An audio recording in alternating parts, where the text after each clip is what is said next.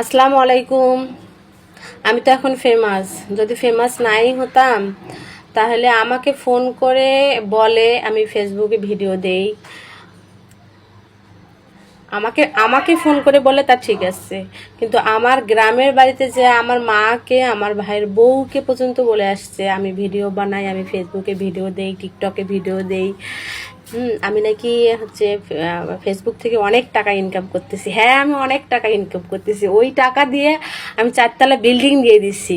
দেখতে আসেন, আমার বাসায় আসেন। আর আপনাকে একটা কথা বলি, আপনি আমার বদনাম করে মানুষের কাছে আপন হতে চাইছিলেন, আপন হইতে পারছেন আমার বদনাম করে? আমি যে কেমন সেটা আমার আল্লাহ জানে, আমি জানি। আপনি আমার বদনাম করে মানুষের কাছে কতক্ষণ আপন হয়ে থাকবেন? এখনো কি তাদের সাথে আপনার যোগাযোগ আছে যাদের কাছে আমার বদনাম করছিলেন?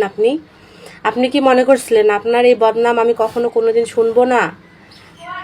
আমি সব জানি আমার নামে কার কার কাছে বদনাম। আপনি যার সাথে আপনার কথা হয়তো আমার কথাই দিয়েই শুরু করতেন।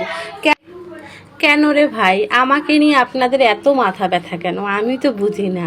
আমি কি এতই ফেমাস যে আমার কথা ছাড়া আর কোনো কথাই নাই আপনাদের? আমি কি আপনাদের কথা একবারও কারো কাছে বলি?